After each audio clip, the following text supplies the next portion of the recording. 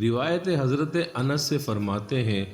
کہ 3 ٹولے نبی صلی اللہ علیہ وسلم کی بیویوں کی خدمت میں حضور صلی اللہ علیہ وسلم کی عبادت معلوم کرنے حاضر ہوئے۔ جب انہیں عبادات کی خبر دی گئی تو غالباً انہوں نے اسے کچھ کم سمجھا،